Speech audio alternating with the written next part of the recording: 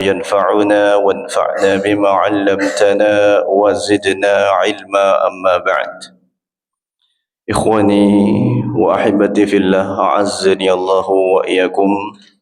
Bapak-bapak dan ibu-ibu serta saudara-saudari jamaah Masjid Al-Bilal yang mudah-mudahan senantiasa dirahmati Allah Subhanahu wa taala. Alhamdulillah, puji dan syukur kita panjatkan kepada Allah yang telah mempertemukan kita kembali di tempat yang mulia ini dalam rangka melaksanakan kewajiban kita, yakni salat maghrib berjamaah, kemudian kita lanjutkan dengan duduk di majlis ilmu. Semoga kita termasuk ke dalam hadis Nabi sallallahu alaihi wasallam, di mana dalam sebuah hadis yang sahih Nabi sallallahu alaihi wasallam bersabda, "Man tawaddaa fa ahsana al-wudu." Barang siapa yang berwudu lalu ia memperbaguskan wudunya, thumma kharaja ila al-masjid, kemudian dia keluar ke masjid, la yakhrujuhu illa as-salatu, tidak ada yang membuat dia mendatangi masjid kecuali untuk salat, lam yakhdu khutwatan illa rufi'at lahu biha darajah, tidaklah dia melangkahkan kakinya melainkan akan tercatat sebagai peninggikan derajat dia, wa hutta anhu biha khati'atu, dan akan dihapuskan darinya seluruh kesalahannya. Fa idza shalla lam tazalil malaikatu tusalli alaihi, apabila dia salat maka malaikat terus menerus mendoakannya, madama fi musallahu, selama dia berada di tempat salatnya. Malaikat akan berkata, Allahumma salli alaihi, ya Allah berikanlah salawatmu atas orang ini. Allahumma arhamhu, ya Allah rahmatilah ia.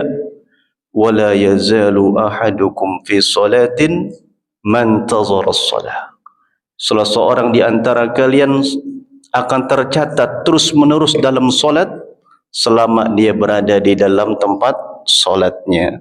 Semoga kita semua termasuk ke dalam hadis ini, yakni mendapatkan doa dari malaikat, mendapatkan doa ampunan dari para malaikat, dihapuskan seluruh kesalahan kita, dan diangkat derajat kita setinggi-tingginya di hadapan Allah. Amin ya rabbal alamin. Salawat dan salam semoga tercurahkan kepada Nabi besar kita Muhammad sallallahu alaihi wasallam, kepada keluarganya, para sahabatnya, serta umatnya yang selalu istiqamah di dalam menjalankan sunnah-sunnahnya hingga hari kiamat kelak. Jemaah yang dimuliakan Allah, insyaallah untuk malam ini kita akan memulai membahas sebuah kitab yang penting untuk kita pelajari dan kita ketahui. Kitab ini berjudul Al-Kabair, kumpulan dosa-dosa besar. Al-Kabair adalah bentuk jamak dari kabirah, yaitu kumpulan dosa-dosa besar, yang mana kitab ini ditulis oleh seorang imam besar yang bernama Al-Imam Syamsuddin Al-Zahabi rahimahullah. Al-Imam Al-Zahabi rahimahullah ta'ala, beliau lahir di Damaskus pada tahun 674 Hijriah, tanggal 3 Rabiul Akhir. Jadi Al-Imam Al-Zahabi rahimahullah hidup pada abad ke-7 Hijriah. Ya. Dan di masa kecilnya Imam Al-Zahabi, beliau diberikan julukan banyak sekali oleh ulama. Di antaranya adalah Al-Hafidh, seorang yang hafal ratusan ribu hadis, al-mutqin, al-mu'arrikh, beliau juga seorang sejarawan, ya, sehingga banyak sekali beliau menulis kitab-kitab yang berkaitan dengan sejarah. Nah, Al-Imam Az-Zahabi rahimahullah, semasa kecilnya beliau banyak sekali belajar ilmu dari para ulama yang ada di negerinya, di Damaskus. Di antara ulama-ulama yang beliau ambil ilmunya adalah Al-Imam Al-Hafidh Abul Hajjaj Al-Mizzi rahimahullah. Al-Imam Al-Mizzi adalah guru di antara guru awal-awalnya Al-Imam Az-Zahabi. Ya. Dari sekian banyak guru beliau. Al-Imam Al-Mizzi adalah mertuanya dari Al-Imam Ibnu Katsir. Pernah dengar Imam Ibnu Katsir? Penulis kitab tafsir Ibnu Katsir. Beliau punya mertua namanya Al-Mizzi. Nah, Al-Mizzi ini adalah gurunya Al-Imam Az-Zahabi. Al-Imam Az-Zahabi rahimahullah. Kemudian juga ada Imam Ibnu Asakir. Ya. Kemudian ada Al-Hafidh Al-Yunini rahimahullah, Ad-Dimyati dan yang lainnya. Dan di antara guru beliau yang paling terkenal adalah Syekhul Islam Ibnu Taimiyah rahimahullah. Beliau termasuk murid seniornya Syekhul Islam Ibnu Taimiyah. Ya. Jadi Syekhul Islam punya banyak murid. Di antaranya adalah Al-Mizzi itu sendiri. Al-Imam Al-Mizzi pertuanya Ibnu Katsir. Kemudian Al-Imam Ibnu Katsir. Kemudian beliau Al-Imam Az-Zahabi. Ada lagi Imam Ibnu Qayyim Al-Jauziyah. Ya. Ada lagi Al-Imam Ibnu Al-Muflih. Dan banyak sekali murid-murid daripada Syekhul Islam, dan semuanya adalah rata-rata para kibarul a'immah. Para ulama-ulama besar. Ya. Rahimahumullahu jami'an. Dikatakan bahwa Imam Zahabi punya guru kurang lebih berjumlah 1.300 guru yang beliau ambil ilmunya. Ya. Beliau telah mengadakan rihlah perjalanan ke 30 negara, 30 negeri lebih. Ya. Berjalan ke, ya, terutama ulama-ulama yang ada di tempat beliau Damaskus, kemudian beliau ke Mesir dan ke negeri-negeri Islam yang lainnya untuk belajar ilmu agama. Dan begitu dahulu semangatnya para ulama kita di dalam belajar. Ya, mereka keliling dunia. Bahkan dikatakan Imam Ahmad bin Hanbal juga beliau sempat keliling dunia mencari guru. Ya, belajar ilmu. Semangat mereka luar biasa. Bahkan Al-Imam Zahabi pernah menuliskan sebuah kisah yang sangat menakjubkan di antara kisah dari para ulama dalam belajar. Di antara kisah yang beliau sebutkan dalam kitabnya Syiar A'lamin Nubala adalah kisahnya Imam Abu Tahir. Imam Abu Tahir rahimahullah. Di mana Abu Tahir berkata, "Bultu dama marratain fi talabil hadis. Marratan bi Baghdad wa marratan bi Makkah." Subhanallah. Kata ulama ini, kata Imam Abu Tahir, dulu ketika aku mencari hadis, aku pernah kencing darah sebanyak 2 kali. Pertama di Baghdad, yang kedua di Mekah. Subhanallah, bayangkan, pertama di Baghdad, yang kedua di Mekah. Wa kuntu amshi ala qadamai hafiyan atau hafiyan ala qadamai. Aku dulu enggak punya sendal. Beliau berjalan tanpa memakai alas kaki. Berjalan. Jangan kita bayangkan zaman dulu sama kayak zaman sekarang. Ada kendaraan, ya, ada mobil, ada motor. Dulu enggak ada. Jalanan nanti masih pasir, dan kalau di musim panas luar biasa itu panas. Bahkan bisa sampai melepuh kaki, sampai kapalan. Kita enggak kuat. Tapi subhanallah, ulama ini dia berjalan tanpa memakai alas kaki. Ya, luar biasa. Keliling dunia dari Baghdad ke Makkah, kemudian ke Kufah, ke Basrah. Luar biasa. Muter keliling dunia. belajar dari satu guru ke guru yang lain. Ya. Kemudian beliau mengatakan, wa kuntu ahmilu kutubi 'ala dhahri. Dan aku harus memikul kitab-kitab di atas pundakku. Banyak beliau bawa kitab-kitab. Ya, penuntut ilmu itu harus punya catatan. Mencatat faedah-faedah penting. Ya. Subhanallah. Sehingga dengan sebab itu beliau kencing darah. Ya, karena capek, letih luar biasa. Ya, subhanallah, jazahumullahu khairan, semoga Allah membalas kebaikan-kebaikan mereka. Dengan sebab mereka, ilmu itu sampai kepada kita hari ini, dan kita nikmati di Masjid Al-Bilal ini, di dalam sebuah ruangan yang sangat sejuk, terdapat AC di dalamnya, luar biasa. Ini ya wasilahnya siapa? Para ulama kita terdahulu. Ya, belajar ilmu luar biasa, melakukan perjalanan bahkan sampai ada yang bertahun-tahun. Dikatakan ya ada seorang imam, beliau berjalan ya menuntut ilmu sampai ribuan farsakh. Ya, satu farsakh itu kalau tidak salah 8,5 kilo. Ribuan farsakh, dan beliau lewati ya perjalanan itu dengan berjalan kaki tanpa memakai kendaraan sedikit pun. Luar biasa semangat mereka di dalam belajar. Di antara mereka adalah Imam Az-Zahabi rahimahullahu taala. Imam Zahabi rahimahullah, beliau menulis beberapa kitab ya. Beliau juga dikenal sebagai ya muarrikhul Islam, sejarawan Islam. Di antara kitab sejarah yang beliau tulis adalah Tarikhul Islam Al-Kabir. Ya. Sebanyak 36 jilid. 36 jilid. Kemudian beliau ringkas kitab itu menjadi kitab Siyar A'lamin Nubala. Ya, Siyar Al-A'lam An-Nubala. Sebanyak 23 jilid. Ya.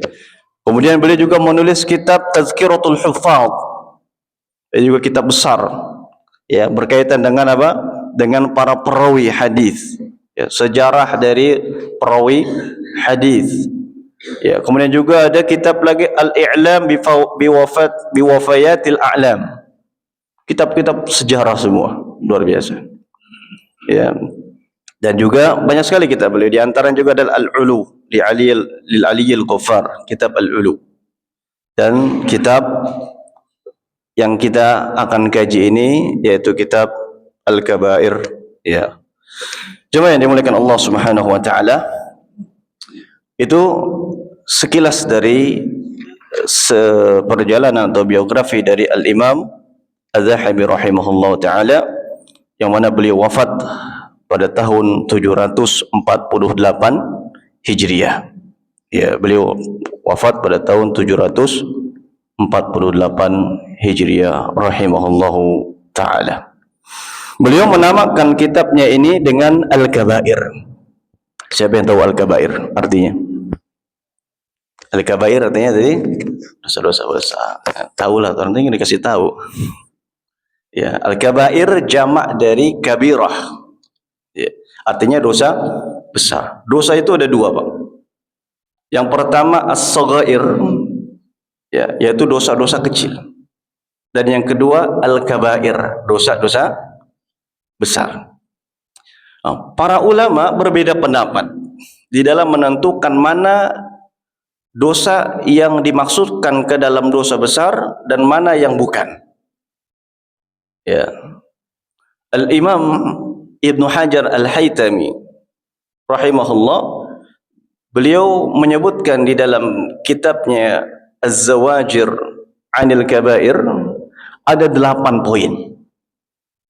Ya, 8 poin yang mana ya dosa dikatakan dimasukkan ke dalam dosa besar. Ya. Yang pertama kata beliau adalah bahwa adanya ancaman keras. Pertama, adanya ancaman keras berdasarkan nas Al-Qur'an dan hadis bahwa pelakunya ya akan mendapatkan siksa. Itu yang pertama. Ya. Jadi setiap perbuatan yang terdapat ancaman dalam Al-Quran maupun hadis, orang yang melakukannya akan diazab oleh Allah, akan diazab oleh Allah Subhanahu wa taala. Ya, ini ciri yang pertama. Ciri yang kedua, bahwa annaha kullu ma'siyatin aujabatil hadd. Yang dimaksud dosa besar adalah setiap perbuatan maksiat, perbuatan dosa yang mengharuskan ditegakkan hukum had. Ya, hukum had. Seperti apa? Zina. Ya, zina ada hadnya di dunia. Yaitu apa hadnya? Kalau dia belum pernah menikah, maka dicambuk sebanyak 100 kali. Dicambuk hadnya. Ini sebagai hukum had namanya.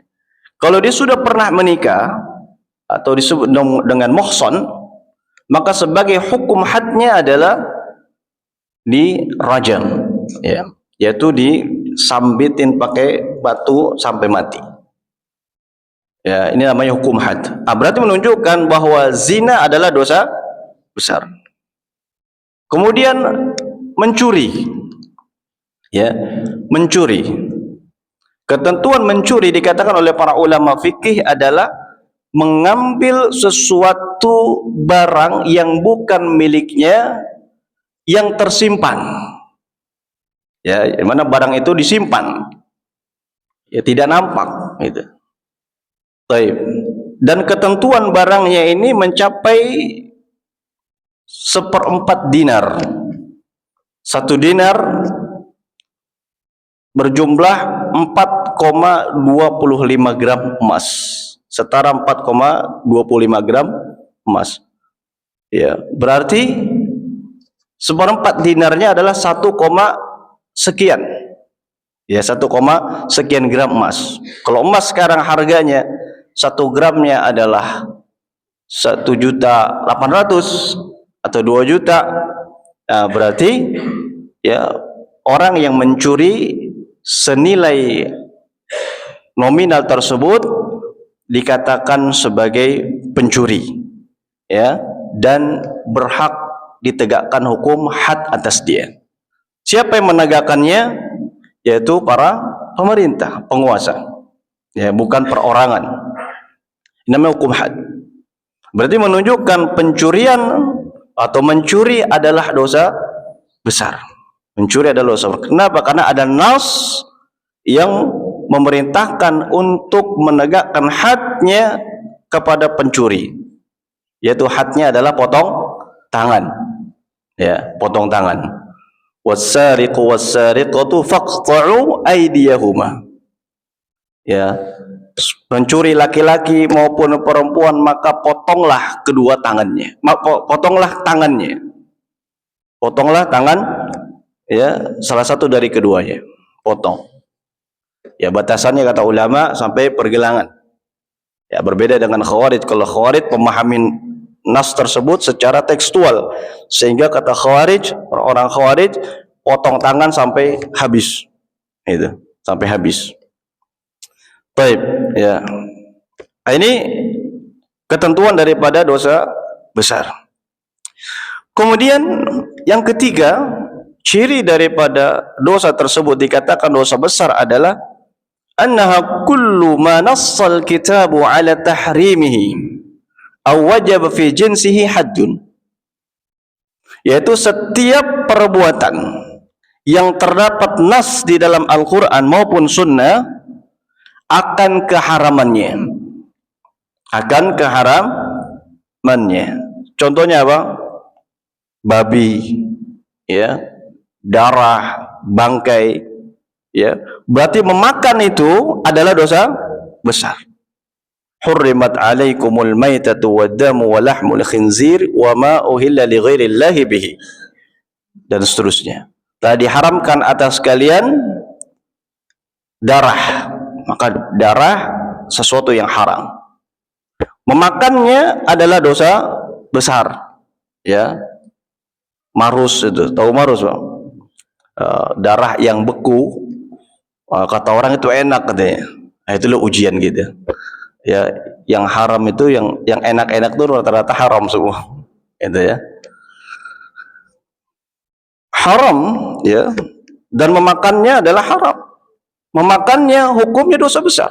Kenapa? Karena ada nas yang menunjukkan bahwa perbuatan itu adalah sesuatu yang diharamkan oleh Allah Subhanahu wa taala. Ya. Kemudian makan babi haram. Ya, dan hukumnya adalah dosa besar. Baik. Dan beberapa perbuatan-perbuatan yang menunjukkan, kata beliau, kullu jarimah, yang menunjukkan bahwa itu adalah perbuatan kriminal. Setiap tindakan kriminal dikategorikan sebagai dosa besar. Ya. Apa kira-kira perbuatan kriminal? Rampok jelas. Ya, begal. Ya, ini semua perbuatan kriminal. Menipu, korupsi, ya. Ini semua perbuatan apa? Kriminal. Nah, menunjukkan bahwa itu semua diharamkan dan termasuk kategori dosa besar. Ya, atau sebagian ulama mengatakan dosa besar adalah kullu dzanbin warada fihi haddun fid dunya aw wa'idun fil akhirah min azabin aw ghadabin aw iqabin aw tahdidin aw la'nin fi kitabillahi aw sunnati Rasulillah SAW. Ini dosa besar tuh. Ya, yaitu setiap dosa yang terdapat di dalamnya hukum had di dunia, ya, terdapat hukum had, berarti ini dosa besar tadi. Aw wa'idun fil akhirah, atau adanya ancaman di akhirat berupa azab, siksaan. Barang siapa yang melakukan ini maka dia akan diancam, diazab di dalam neraka. Ya. Aw ghadabin, atau apa? Ghadab, kemurkaan Allah. Ya. Contohnya apa? Contohnya yang Allah murka. Ya. Menjulurkan pakaian dengan kesombongan bagi laki-laki. Menjulurkan pakaian dengan kesombongan. Ini ada nas dalam hadis bahwa Allah Ta'ala tidak melihat orang ini nanti pada hari kiamat, dan tidak disucikan, tidak diajak bicara, dan bagi dia azab yang pedih. A'udzubillah min dzalik, yaitu menjulurkan pakaian karena kesombongan khusus bagi laki-laki, atau isbal dengan sombong. Ya. Coba yang dimaksud Allah Subhanahu wa taala, ini ya yang dimaksud dengan dosa besar yang dikatakan oleh para ulama, di antaranya adalah Al-Imam Ibnu Hajar Al-Haytami di dalam kitabnya Az-Zawajir. Coba yang dimuliakan Allah Subhanahu wa taala, kenapa sih kita ya perlu mempelajari atau membaca atau mengetahui tentang dosa-dosa besar? Siapa yang tahu? Kenapa kita perlu mempelajari dan mengetahui dosa-dosa besar? Siapa yang tahu enggak? Apa tujuannya? Tujuannya agar kita terhindar dari dosa-dosa tersebut. Bukan untuk dilakukan, tapi untuk dihindari. Ya, seorang penyair berkata, "Araftu syarra la li syarri walakin li tawaqqihi. Man lam ya'rifi syarra min al-khairi yaqa' fihi." Ya. Seorang penyair berkata, aku mengetahui keburukan bukan untuk aku lakukan. Aku mengetahui keburukan bukan untuk aku lakukan, akan tetapi untuk aku hindarkan. Karena orang yang tidak tahu keburukan pasti akan terjatuh ke dalamnya. Kita kalau berkendara di tempat yang asing bagi kita, ya, yang akan kita lakukan apa? Hati-hati. Terlebih kondisinya gelap, tidak ada penerangan, kita akan hati-hati. Khawatir apa? Jeblos ke dalam lubang, kan gitu. Maka kita harus hati-hati. Nah, ketika kita tahu tempat tersebut ada lubang, maka kita akan menghindarinya. Kita akan menghindarinya. Nah, ketika kita belum tahu kalau di situ ada lubang atau ada jurang, bisa jadi kalau kita kurang hati-hati, kita akan masuk ke dalamnya. Ya, seperti itu. Kalau kita tidak mengetahui mana yang dikategorikan sebagai dosa besar, maka kita ada kemungkinan akan terjatuh ke dalamnya. Seorang sahabat Nabi, Hudzaifah ibn al-Yaman rahimahullah, beliau mengatakan di saat orang-orang bertanya kepada Nabi tentang kebaikan, tentang amal soleh, aku bertanya kepada Nabi tentang keburukan. Ya, apa kata beliau? Makhafatan an yudrikani, karena khawatir keburukan tersebut akan aku lakukan. Khawatir keburukan tersebut akan mengenaiku.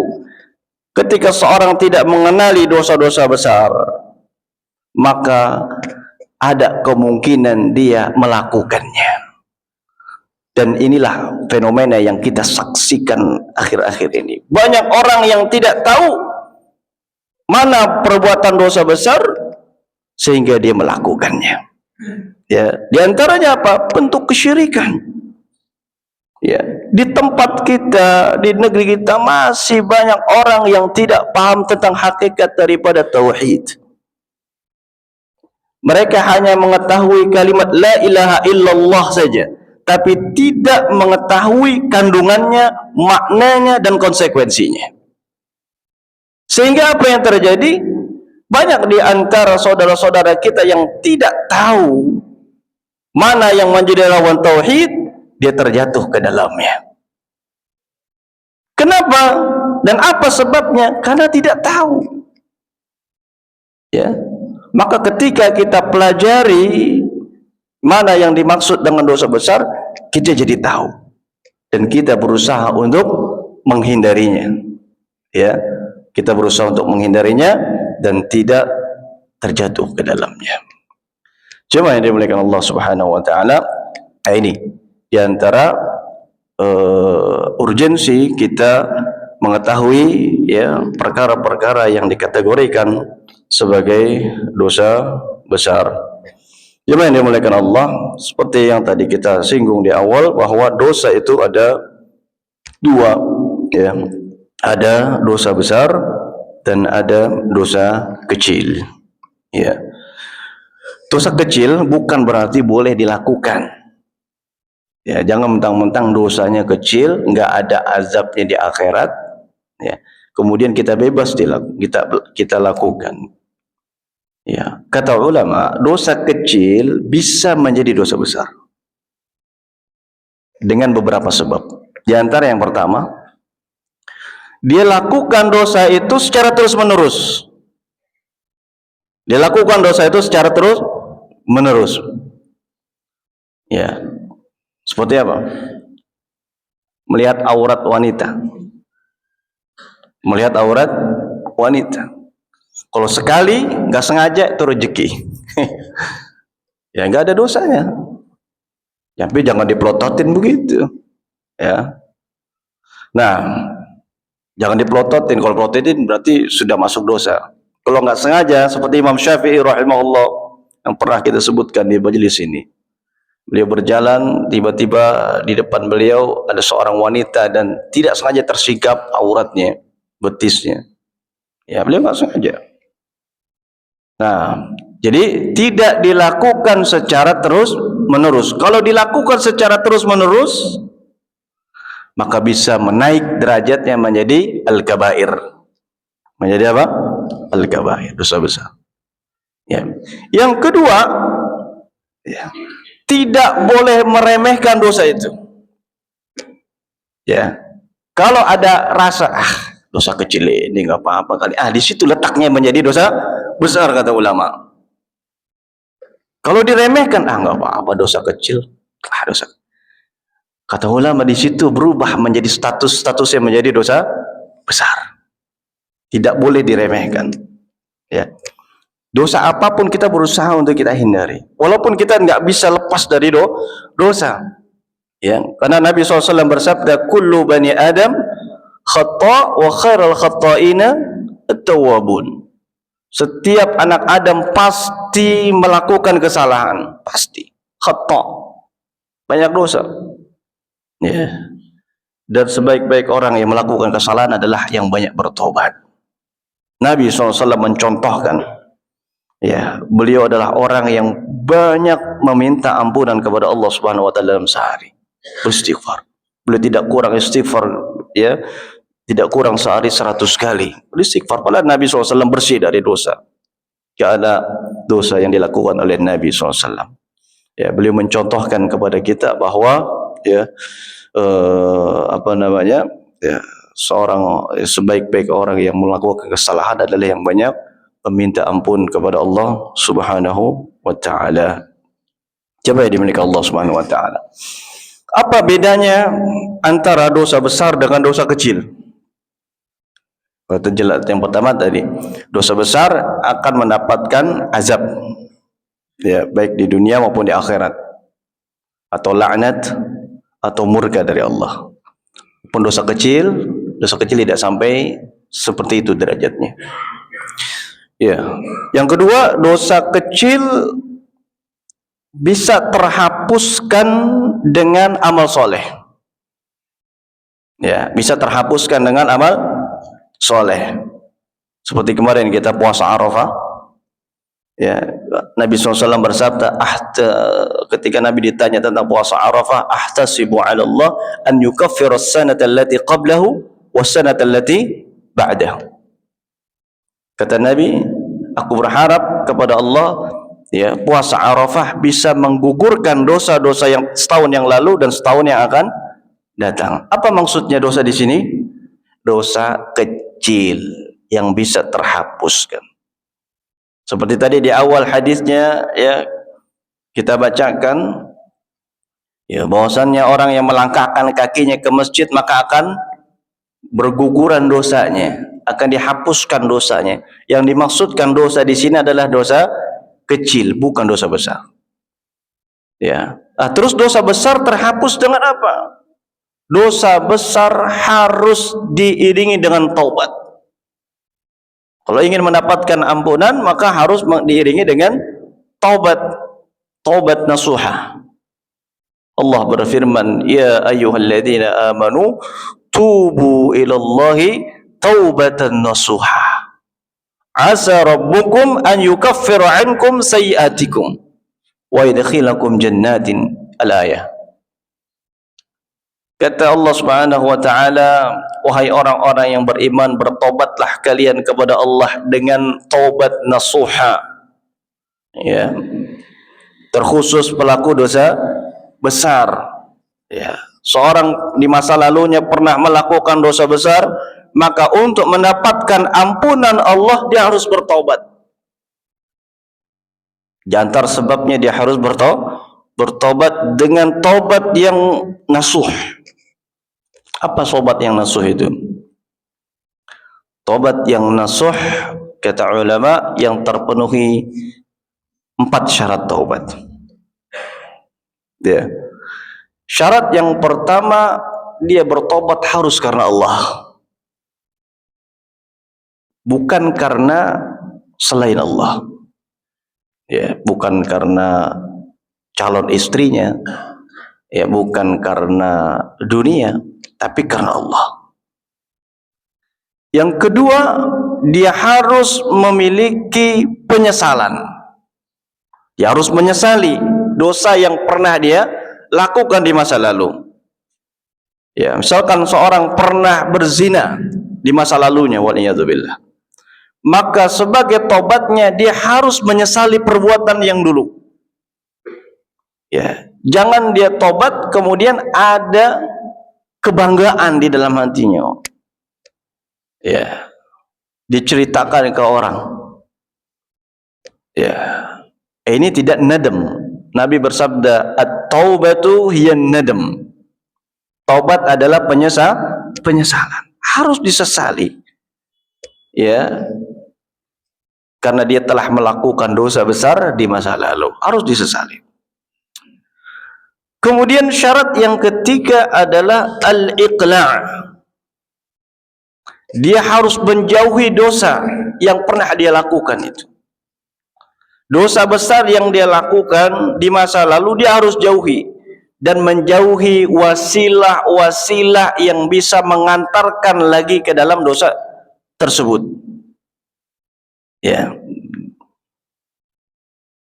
Dan yang keempat, kita ulama, dia harus bertekad untuk tidak kembali melakukannya lagi. Harus punya tekad, azm. Ya, dia harus punya tekad. Kalau dia tidak akan melakukan lagi di waktu yang akan datang. Ya, maka empat ini harus terpenuhi. Ya. Nah, jangan sampai dia tobat kemudian masih ada keinginan lagi untuk kembali melakukan ke dalam dosa yang sama. Seorang mukmin seorang mukmin tidak akan terjatuh ke dalam lubang yang sama sebanyak 2 kali. Ya, seorang mukmin dia tidak akan terjatuh ke dalam lubang yang sama sebanyak 2 kali. Dia tahu di situ ada lubang, besok-besok dia nggak lewat situ, atau dia hindari jalan itu. Kenapa? Karena kemarin dia udah jatuh ke dalam lubang tersebut. Maka kali ini dia harus hindari. Ya, berbeda dengan keledai. Kalau keledai dia tahu di situ ada lubang dan dia pernah jatuh di situ, besok-besok dia jatuh lagi di situ. Seorang mukmin tidak seperti itu. Ya, makanya dia harus punya tekad untuk tidak akan kembali mengulangi. Ini namanya taubat apa? Nasuh. Taubat nasuh. Cuma yang dimuliakan Allah Subhanahu wa taala. Nah, kemudian hal yang dibahas juga oleh para ulama, bagaimana jika seorang di masa lalunya banyak melakukan dosa-dosa besar? Dia berzina, dia judi, dia mabok, ya, dia makan riba, segala dosa besar dia lakuin. Dia pernah korupsi. Ya. Gimana cara tobatnya? Pendapat yang kuat insyaallah taala adalah bahwa setiap dosa yang pernah dia lakukan harus dia tobatin. Dia tobat. Berzina, dia tobat dari zinanya. Ya, mencuri, dia tobat dari mencurinya. Ya, tidak boleh menjamaknya. Tobat sekian banyak dosa yang pernah dia lakukan kemudian dijamak jadi 1 kali tobat. Ya, walaupun ada sebagian ulama berpendapat dia boleh menjamaknya. Tapi pendapat yang kuat, ya, berdasarkan hadis-hadis dan nas-nas Al-Quran maupun hadis, ya, adalah pendapat yang mengatakan bahwa setiap dosa punya tobat sendiri. Artinya dia harus tobat dari dosa atau setiap dosa yang pernah dia lakukan. Gitu. Nah, kalau dosa yang dia lakukan berkaitan dengan hak orang lain, seperti mencuri, ya, maka sebagai bentuk tobatnya adalah dia harus mengembalikan barang yang pernah dia curi kepada pemiliknya. Ya. Dan tidak bisa dihilangkan dosanya dengan istighfar. Karena ini berkaitan dengan apa? Hak adami, hak sesama manusia. Maka harus dikembalikan haknya. Nabi SAW bersabda, "Man kana mazlimatun li akhihi, man kana indahu mazlimatun li akhihi, falyatahallal minhu al-yawm qabla an la yakuna dinarun wala dirhamun." Barang siapa yang pernah memiliki kezaliman terhadap saudaranya, apakah berkaitan dengan harta atau kehormatannya, maka kata Nabi hendaknya dia minta halalkan hari ini. Ya, kalau dia nggak mampu mengembalikan, dia datang kepada orangnya, dia minta maaf. Syukur-syukur orangnya itu maafin dan membebaskan. Ya, sebelum datang hari yang tidak berlaku dinar maupun dirham. Maka harus apa? Datang. Begitu. Terlebih, ya, ini berkaitan dengan kehormatan. Harus datang. Orang pernah kita gibahin, orang pernah kita sakitin, ya, datangin. Sebelum nanti, ya, datang hari yang tidak berlaku lagi dinar maupun dirham dan juga tidak berlaku lagi permohonan maaf. Ini terkait dengan dosa besar. Baik. Di sini Al-Imam Az-Zahabi rahimahullah mengatakan, membuka kitabnya dengan basmalah. Bismillahirrahmanirrahim. Alhamdulillahirabbil alamin. Segala puji bagi Allah, wal udwana illa 'alal zalimin. Wassalatu wassalamu ala sayyidina Muhammadin sayyidil mursalin wa imamil muttaqin wa ala alihi wa sahbihi ajma'in. Ya, beliau membaca hamdalah dan bersalawat kepada baginda Nabi sallallahu alaihi wasallam. Kemudian beliau berkata, "Fahadha kitabun mustamilun ala dzikri jumalin minal kaba'iri wal muharramati wal manhiyat." Ini adalah kitab yang menyebutkan beberapa kumpulan dosa-dosa besar, perkara-perkara yang diharamkan dan hal-hal yang dilarang di dalam syariat. Kemudian kata beliau, "Al-kaba'ir ma nahallahu wa rasuluhu anhu fil kitabi wa sunnati wal athari 'anis salafis salihin." Dosa-dosa besar adalah segala apa yang dilarang oleh Allah dan Rasulnya. Ya, jadi beliau memberikan takrif secara global. Ya, yaitu segala apa yang dilarang oleh Allah dan Rasulnya di dalam Al-Quran dan Sunnah. Wal athar 'anis salafis salihin, dan juga asar dari para salafus salih. Ya, wa qad dhamina Allah Ta'ala fi kitabihil aziz liman ijtanaba al-kaba'ir wal muharramat. Di dalam Al-Quran, Allah Subhanahu wa Ta'ala memberikan jaminan bagi orang yang menjauhi dosa besar, an yukaffiru anhu as-saghair minas sayyi'at, untuk digugurkan darinya dosa-dosa kecilnya. Ya. Jadi Allah Ta'ala mengatakan, Allah memberikan jaminan di dalam Al-Quran bahwa orang yang menjauhi dosa besar, maka akan digugurkan dosa-dosa kecilnya. Sudah otomatis dosa kecilnya gugur. Ya. Di antaranya adalah firman Allah dalam surat An-Nisa ayat 31. Allah berfirman, in tajtanibu kaba'ira ma tunhauna anhu nukaffir ankum sayyi'atikum wa nudkhilkum mudkhalan karima. Jika kalian menjauhi dosa-dosa besar yang dilarang, ya, nukaffir ankum sayyi'atikum. Jawabannya adalah dalam bahasa Arab namanya jawabus syarat. Adalah huruf syarat dan ada jawaban dari syarat itu. Ya, jika kalian menjauhi dosa-dosa besar, ini syaratnya. Ini namanya apa? Syarat. Jika kalian menjauhi dosa-dosa besar yang dilarang, maka nukaffir ankum sayyi'atikum. Niscaya kami akan gugurkan dari kalian dosa-dosa kalian. Sayyi'atikum ay saghair. Dosa-dosa kecil. Wa nudkhilkum mudkhalan karima. Bukan hanya itu, kata Allah, dan kami masukkan kalian ke dalam tempat yang mulia, yaitu surga. Subhanallah. Dengan kita tinggalkan dosa-dosa besar saja sudah dapat pahala, Pak. Sudah dapat pahala. Apa pahalanya? Gugur dari kita dosa-dosa kecil yang pernah kita lakukan. Kemudian Allah berikan jaminan kita masuk ke dalam surga. Ya. Kata Imam Az-Zahabi, faqad takaffala Allah Ta'ala bihadha an-nass liman ijtanaba al-kaba'ir an yudkhilahu al-jannah. Di dalam ayat ini, di dalam nas ini, Allah memberikan jaminan kepada orang yang meninggalkan dosa-dosa besar untuk dimasukkan ke dalam surga. Subhanallah. Ya. Makanya ketika ada seorang sahabat datang kepada Nabi, SAW. Kata sahabat ini, ya Rasulullah, idza shallaitul maktubat wa sumtu Ramadan wa ahlaltul halal wa haramtul haram wa lam azid ala dhalika syai'an adkhulul jannah.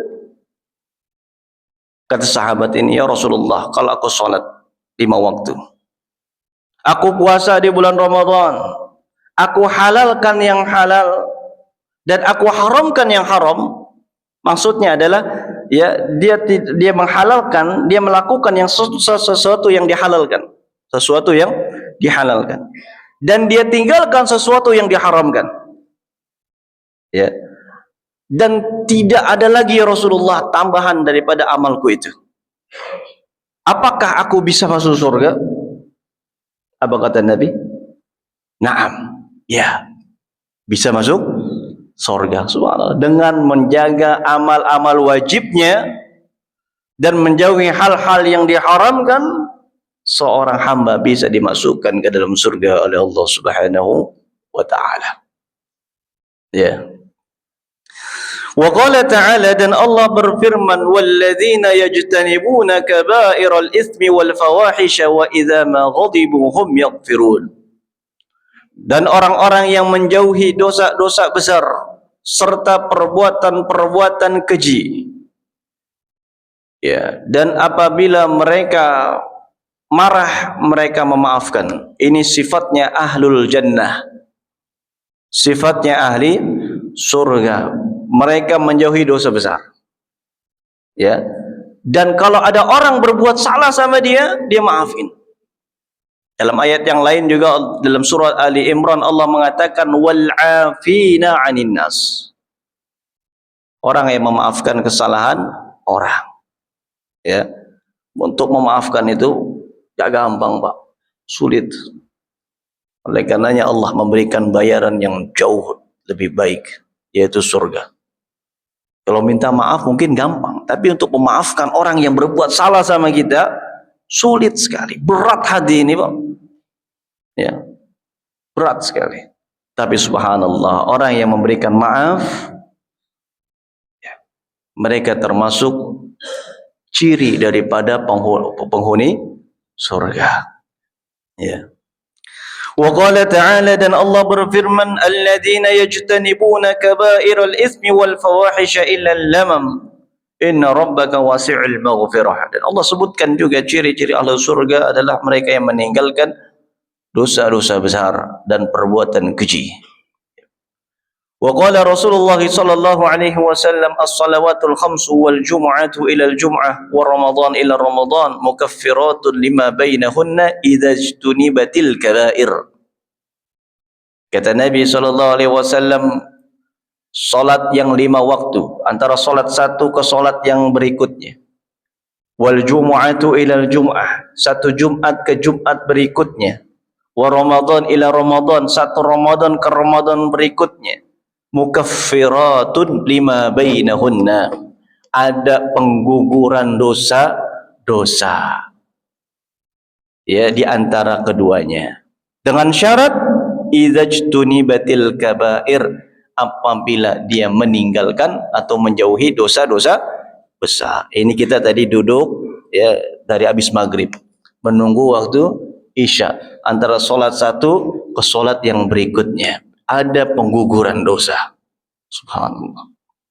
Ya. Jumat satu, Jumat kemarin ke Jumat besok ada pengguguran dosa di situ. Digugurkan dosa kita. Ya, selama kita menjauhi dosa-dosa besar. Digugurkan dosa kita. Ini subhanallah. Allah memiliki nama Ghafur, Ar-Rahim, ya, Maha Pengampun dan juga Maha Penyayang. Taib, ya, Allah menggugurkan atau mengampuni dosa-dosa hamba dengan syarat si hamba ini harus menjauhi dosa besar. Udah azan? 2 menit lagi. Kemudian kata Imam Az-Zahabi, fata'ayyana 'alaina al-fakhsu 'anil kaba'ir. 'Anil kaba'ir mahi. Ya. Kalau begitu, apa yang kategori dosa besar? Dosa-dosa apa saja yang dimasukkan ke dalam dosa besar? Likai yajtanibuhal muslimun, agar kaum muslimin bisa menjauhinya. Fawajadna al-ulama'a rahimahumullahu ta'ala qad ikhtalafu fiha. Maka kami dapati para ulama rahimahumullah berselisih di dalamnya. Apa saja dosa-dosa besar? Ya. Sebagian berhujjah dengan hadis Nabi bahawa dosa besar adalah 7. Maksudnya kata ulama, pokok atau yakni kepalanya dosa besar ada 7. Ya. Intinya dosa besar ada 7. Yang pertama, ya, berdasarkan hadis Nabi SAW, ijtanibu sab'al mubiqat, jauhi oleh kalian 7 hal yang membinasakan. Di antara Nabi menyebutkan asyirku billah, melakukan syirik kepada Allah, berbuat syirik, menyekutukan Allah. Wasihr, dan sihir, melakukan sihir. Wa qatlu nafsil lati haramallahu illa bil haq, membunuh jiwa tanpa hak, memakan harta anak yatim, memakan riba, wa tawalli yaumaz zahf, mundur di medan perang, wa qadful muhsanatil ghafilatil mu'minat, dan menuduh wanita-wanita mukminat yang baik dengan tuduhan berzina. Ya, insyaallah nanti akan kita sebutkan di pertemuan-pertemuan akan datang daripada dosa-dosa tersebut. Wallahu taala alam bissawab. Ya, azan dulu.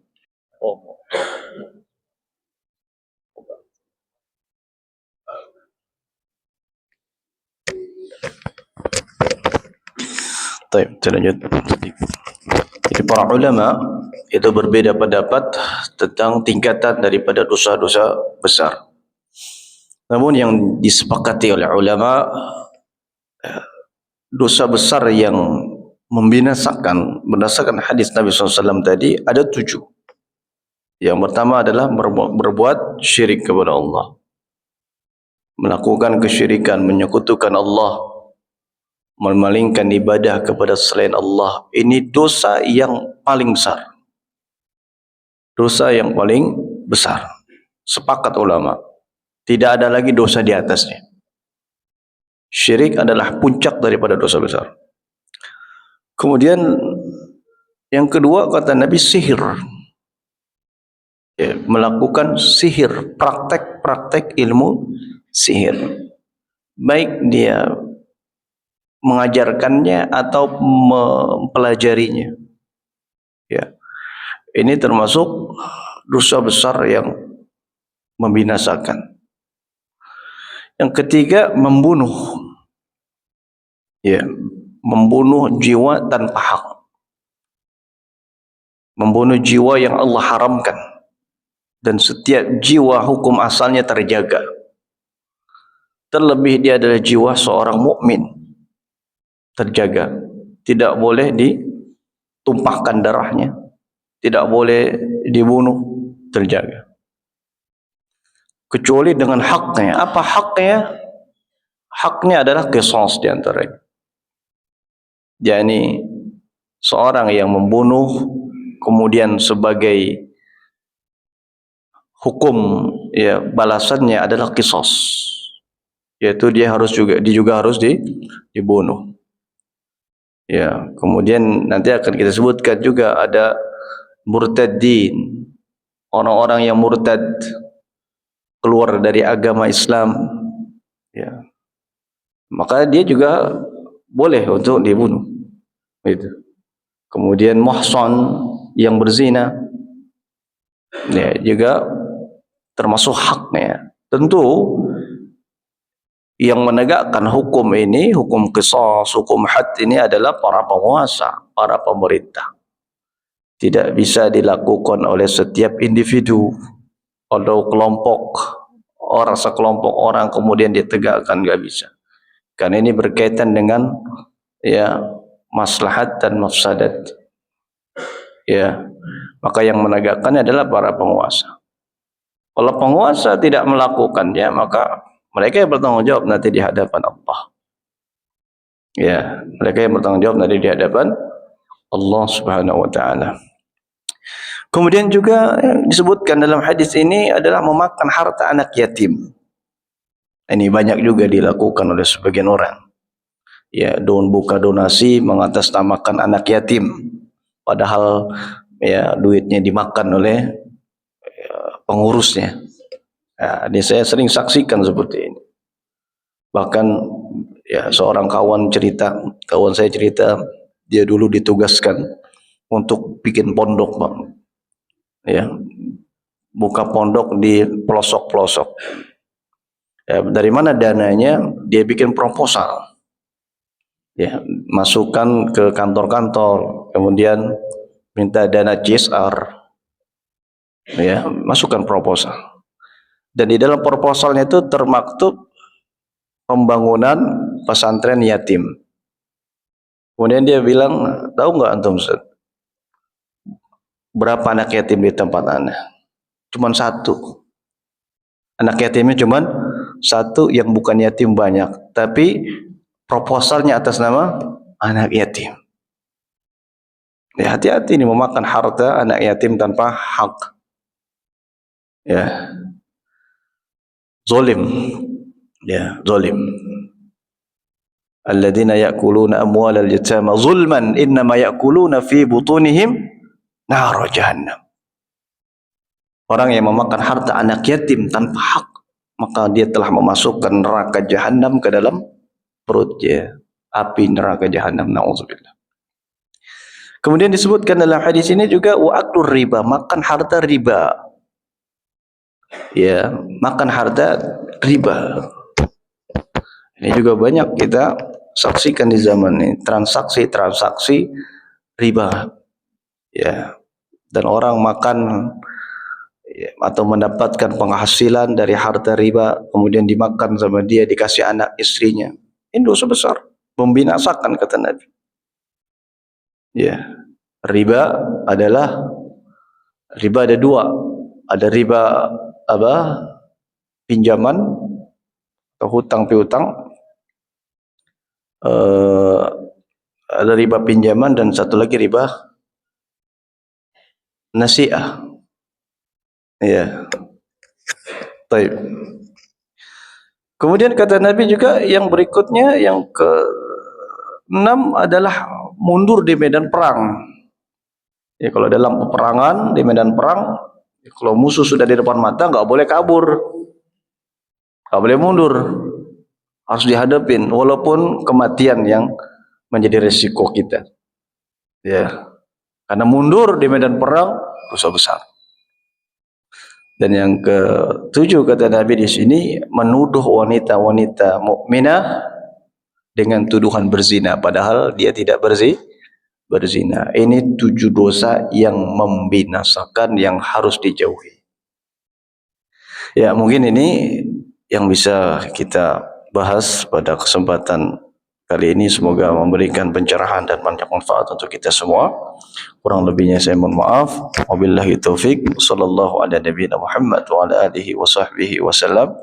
Subhanakallahumma wa bihamdika asyhadu an la ilaha illa anta astaghfiruka wa atubu ilaik. Assalamualaikum warahmatullahi wabarakatuh.